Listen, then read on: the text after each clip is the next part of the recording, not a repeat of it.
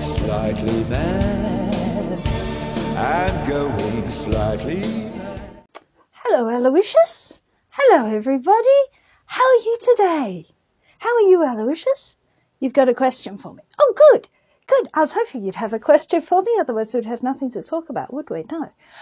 But before we get started, remember, there is our shop, our shops. We have our website with our books and our writing services, and we also have our Redbubble shop where we have a lot of merch and other things that are not directly necessarily related to writing, but there's a whole lot of Buster Keaton things because I know the Buster Keaton stuff is very popular on this channel. And yeah, and remember, all our books are available through Ingram Spark. So if you are out of Australia and you would like to buy it in your local bookstore or online, they're distributed by Ingram Spark.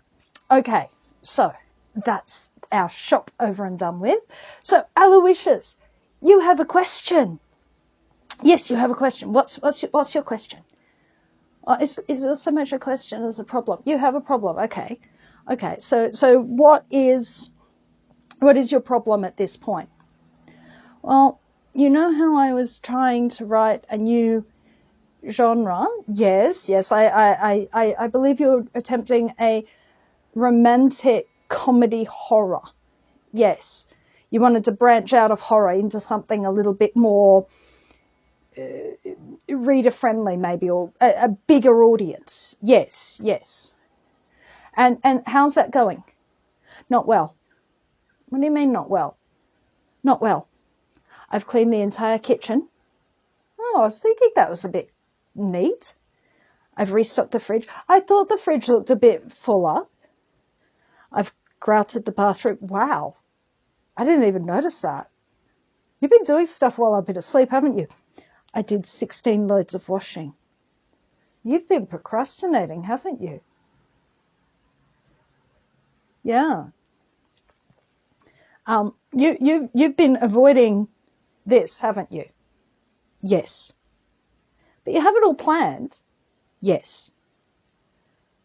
Do you have any idea why you might be procrastinating? Like, you want to do it? Yes. You have time to do it? Yes. But instead you're cleaning the kitchen and doing the laundry and regrouting the bathroom? Yes. Because suddenly all the cleaning in the house looked very, very urgent. Yeah, I understand that feeling. You do? Yes. It's perfectly normal. It is. Yeah, it's perfectly normal. But I've never heard any of the people who give writing advice talk about this. No, they don't, do they? Bit like money. No, they don't talk about money either. They don't talk about their day jobs. I know. Side-eye. Side-eye. Definite side-eye there. No, they don't talk about procrastination. And all the self-help videos on YouTube were absolutely no help. I know, weren't they? They're also corporate. I know, that's my biggest insult for things, is I call it corporate. And they don't really explain what it is that's happening. Well, Aloysius, do you remember we talked about, I think we talked about anxiety. You remember when we talked about anxiety? Yeah. And we talked about needing to get your nervous system regulated? Yeah. Procrastination is your nervous system being dysregulated. I thought it felt uncomfortable. Yeah, it feels really uncomfortable. I mean, you're not actually getting any pleasure, are you, out of anything that you're doing? You're just binge watching things on YouTube or cleaning the kitchen, and there's no pleasure in it, is there? No. Like it feels numbing, doesn't it? It's just what you're doing is you're numbing. You're numbing because procrastination is an anxiety issue when it occurs like this. It is? Yeah. Yeah, I know there's a whole lot of videos on YouTube and they're talking about, it's a stress response? Yes, it is a stress response, and it's responding to something else in your life. But when it comes to creative people, that might be true if you're working in marketing and you need to make sales calls and you're procrastinating calling, someone you know is grumpy because you don't want to deal with that. That's, yeah, and but yeah, that one works with the 5-minute rule. That one works with all of those little things that they go and put out there as solutions. Because did you try the 5-minute rule? I tried the 5-minute rule. What happened? My brain froze. Yeah, isn't that one fun? Isn't that fun? When your brain freezes, I had to stop using Canva because my brain would freeze up every time I used it to create stuff for my Instagram.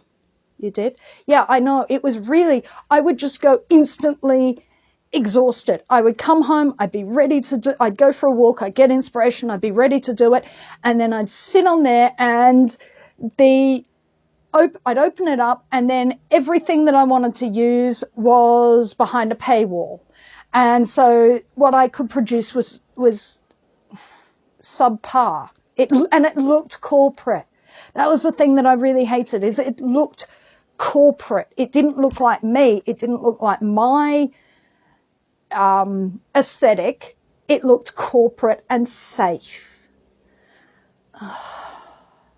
Not personalized. No matter how much I could do, whatever I could do with it, I couldn't personalize it. And my brain would literally shut down.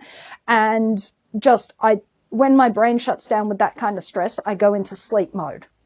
I just end up exhausted, and I would turn off the computer and I would walk away and I'd feel fine. It was really horrible. That been happening? Yeah. And you'll procrastinate to avoid that, won't you? Yeah, because it's horrible. And to avoid that, I had to work out what it was that I hated about this. And it was the same as doing comprehension questions at school. That always used to do that to me. I hated doing them. It annoyed me the same way doing tedious little jobs or tedious questions. I didn't mind writing essays, but I hated doing the short answer questions, because I just was like, oh, for crying out loud, you know this.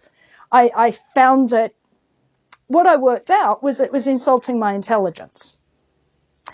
I felt Canva was insulting my creativity and my intelligence. So what did you do? What did I do? I stopped using it. I decided, you know what? I got graphic design software.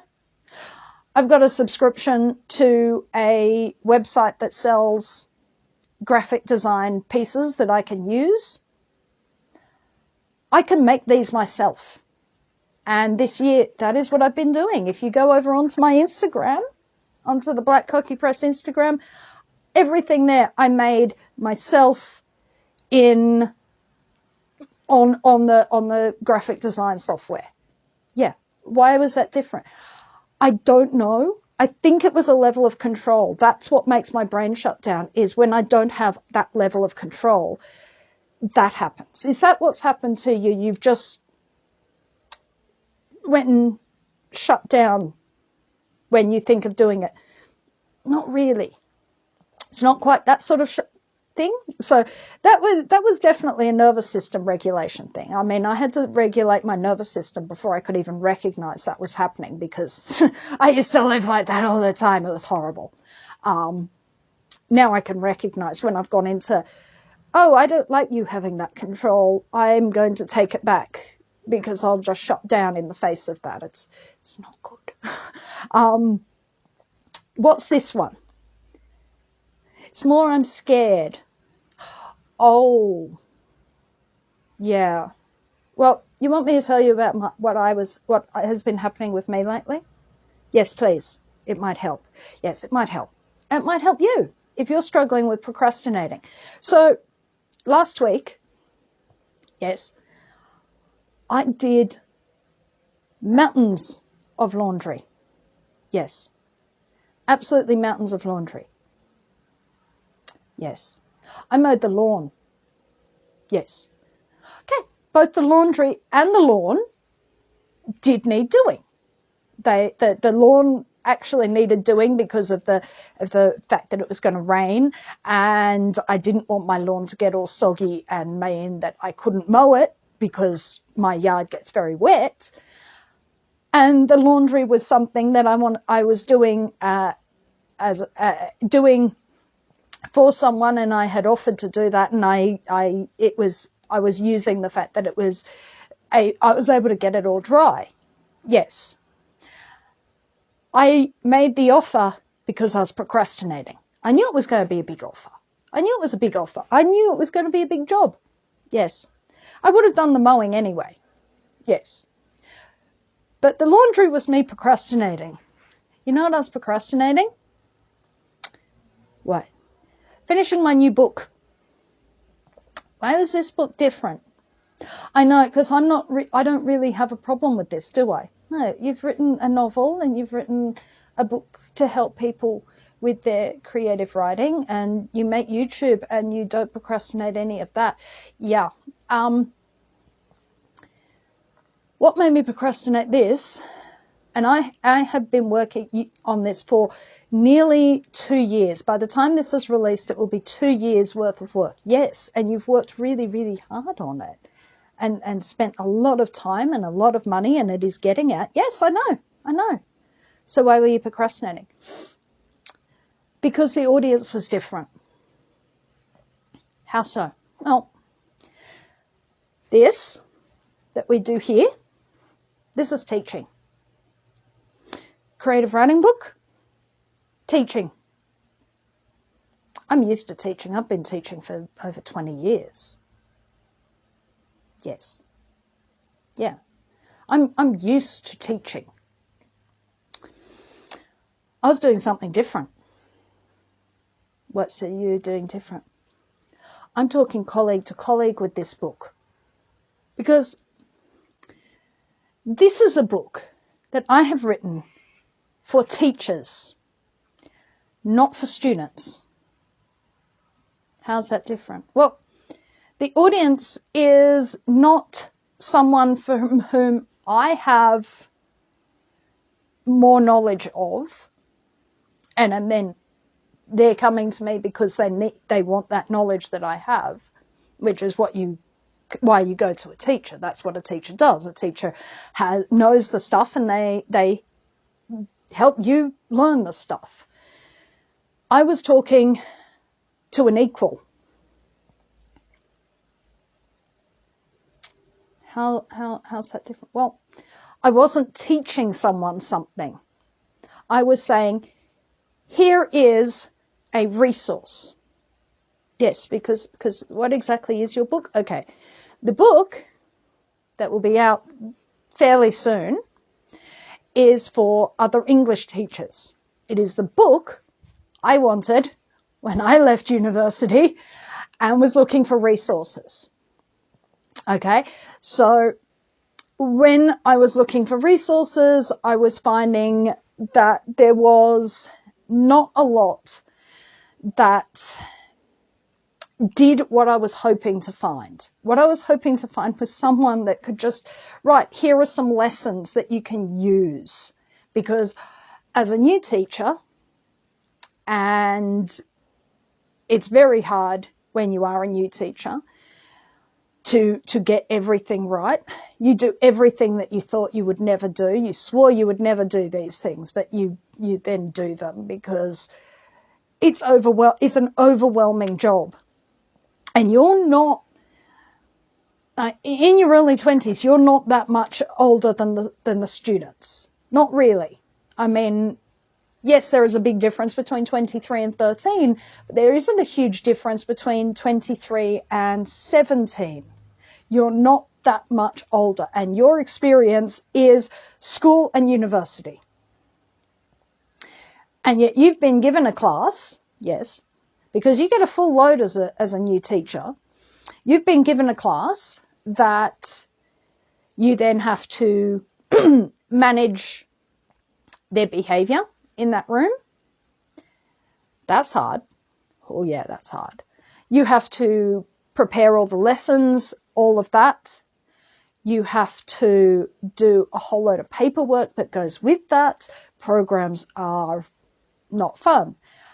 And everyone else in the staff room has exactly the same load, so there is not really anyone else that you have who can actually help you. So, I mean, yes, this is going into any job. I am now a teacher who's been teaching for 20 years. I remember what it was like to be that 23-year-old teacher. Actually, I've been teaching slightly over 20 years. I remember what it was to be that really frightened, insecure teacher who's had lessons blow up in their face because they don't know exactly how to pitch that to the class, who has had, I have had students destroy resources that I spent a weekend making, just dreadful things. I never wasted my weekend making resources for students again. I can tell you that. But I've things that I remember and that I've definitely seen have happened. I remember what that was like. And as an experienced teacher, as a writer, as a publisher, I thought, I can do something about that. I can do something to help with that. And what I decided was I'm going to pick the toughest subject in English. The one everyone is absolutely petrified of, unless you're a real freak like I am. Okay? Shakespeare. I thought, this is going to be a quick book to write. It'll take me 6 months. It's a book of lesson plans. It's a book with all the resources you need. It's lesson plans and worksheets. It's a full unit of work. It's 4 full units of work, an introduction unit and 3 plays. Now, I am more experienced than that inexperienced teacher, but that's not the only person who can use this. All of this stuff is entirely adaptable. As a more experienced teacher, you can take this, pull out what you want, use it however you want. It's not prescriptive. Can't be prescriptive. You're not me. You don't teach in the way I teach. I would take this material and teach it one way. Another teacher will take this material and teach it another way. But the material is there, so you can put your own stamp on it. So, yeah, sounds useful. Yeah, sounds useful. I know I desperately wanted this book when I started teaching. That's why I've written it. But in my head, so I've got to the end. I'm editing. I'm at the editing and putting together the program bit. I hate doing programs. Everyone hates doing programs. I've finished the programs. Hallelujah. I finished the programs. But for a long while, I had a perfect idea in my head. Oh yeah, that's a killer. Yeah, that's a killer. There's like, this is what would be perfect. And then there is, this is what I can actually achieve. Now, what I actually achieve is useful. But then, and I've spoken to numerous colleagues about this, about what I'm doing, and have had nothing but positive feedback. So I know this is a book that will work for people. There is a need for this. I work in schools. I can see how overworked my colleagues are, and I can take a little tiny bit of this off your plate and make your life just that little tiny bit easier. Yeah, that sounds useful. Yeah, it is. It's something that's a very useful thing to do. So why were you procrastinating it? I think this was the closest I've ever come to imposter syndrome. Yeah. So how did you survive that? Well, I knew I was procrastinating. By the 3rd day, I knew I was procrastinating. The 4th day, I woke up at 4 a.m. I was like, okay, I have to start doing this now. Yeah, I know, 4 a.m. 4 a.m. So I knew I had to start actually doing it, because I'm not doing that in school holidays. I'm not waking up that early. It's black. It's dark. It's cold. I'm not doing that. No. So I knew I had to actually get started, but I knew I also had to work out why I had stopped, why I'd come to a screaming halt at the very time when I'd been looking forward to having time. And what was it? Well, it was a combination of feeling, who am I to do this? I'm the person who had the idea. I'm the person who wrote the book. I'm the person who spent 6 months doing research. I'm the person who has a level of experience sufficient. I'm the person who has a platform. I'm the person who has a publishing company. And what's more, I have over 20 years of in-the-class experience. What do the textbook writers have? 3 years because they bailed at the first year. One of the big things when I looked at other resources was that they were clearly written by people who had not had a lot of in-class experience, especially stuff that's written by big corporate publishers. They're the ones who bailed. They're the ones who were, I can't take this classroom environment any longer. I can't manage these kids. I want to use my education degree, but I don't want to use it in the classroom. So I will go and write textbooks. Look, if that's your choice, that's your choice. No shade, but it kind of shows that you haven't been in the classroom. So I know, I've been in the classroom. I know exactly what will work, and I know exactly how long it takes for these things to work and how to pitch it, where the children actually are. How much attempting to be relevant to children's culture or the students' culture is a gigantic, massive waste of time. Students' culture changes rapidly. You date yourself. You can put that in when you know your kids, but you can't put that into the resource. You can't build it into the resource. Everyone's kids are going to be different. Yeah. They're not cookie cutter. And that's what the experience taught me. So yes, so there's that.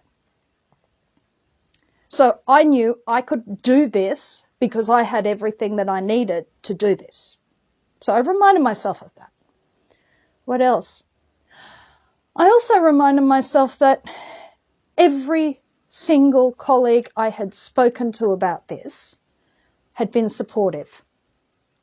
They had not been envious, although that was a worry, is, are people going to say, who are you to do this? I could have done this better. And it's like, yeah, well, you didn't. But I've not had a single colleague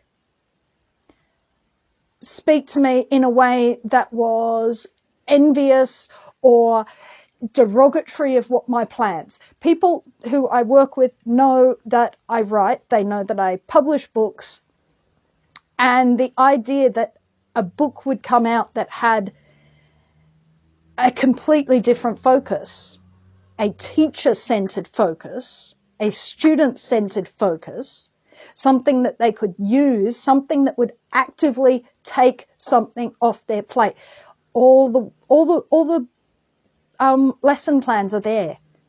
They're there. They have white spaces on where you can make your own changes to them.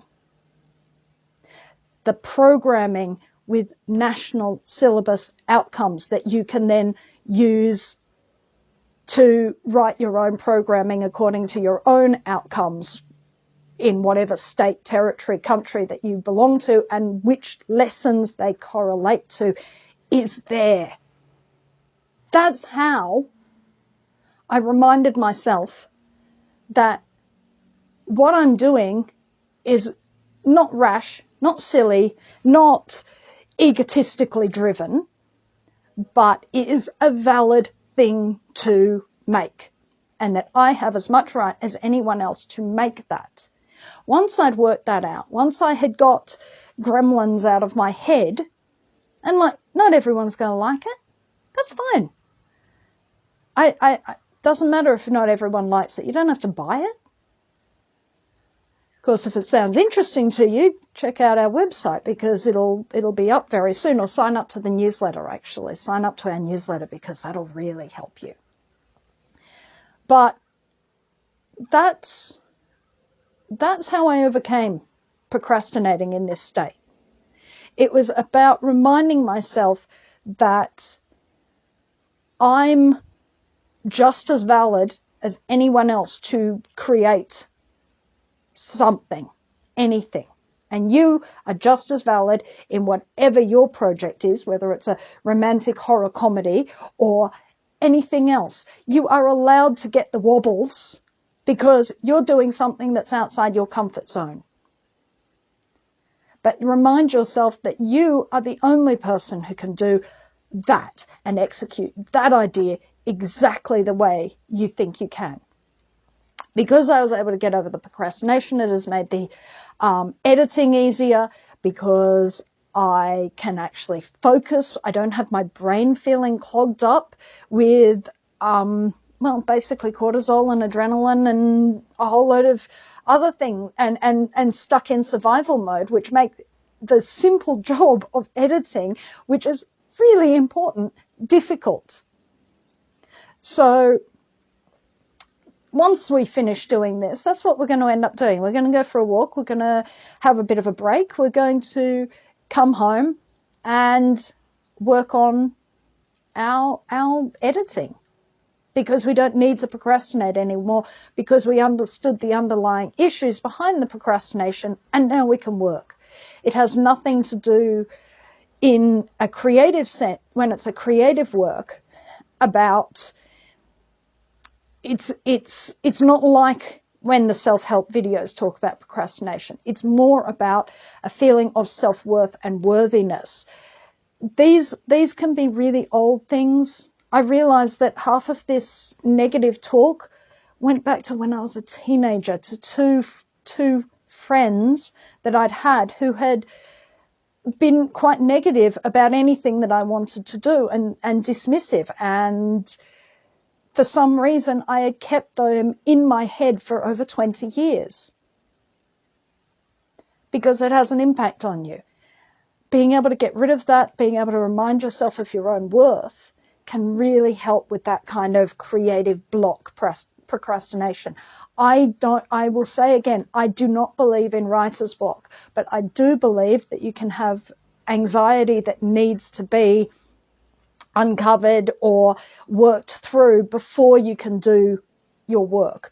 So if you find yourself procrastinating, it's a good idea to catch yourself, to say, oh, that's what I'm doing.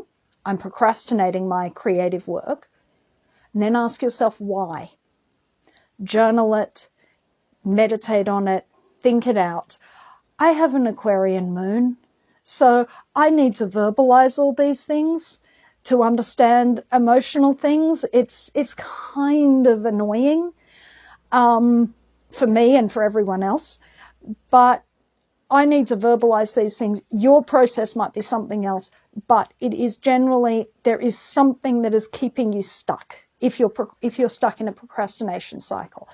Once you clear that, once you recognize my body is in anxiety, my mind is in anxiety, it will not unlock till I clear whatever the anxiety is. 5-minute rule won't work, because your brain's already gone into shutdown. It's already gone into survival mode. You need breath work. You need to clear out of the survival mode, but you also need to work out what your trigger was. So I really hope that helps. Yes, I think I've worked out what my trigger is. Yes, what's that? Utter contempt for romance. Oh, okay. Just make it a horror comedy, like Evil Dead 2. Ooh, yeah. See, we have a solution. You have contempt for romance. That's fine. Just make it a comedy, horror comedy. Yeah, that sounds better. There you go. I'm glad I helped you. So anyway, we will be back again sometime with another video to help you with your writing. Do you want to say goodbye? Yes. Bye-bye. Der Finger. Ich bin ja Jesus. If you would like to support this channel, come across to the Black Cockie Press website, www.blackcockiepress.com.au, where you will find books and other writing services to help with your writing.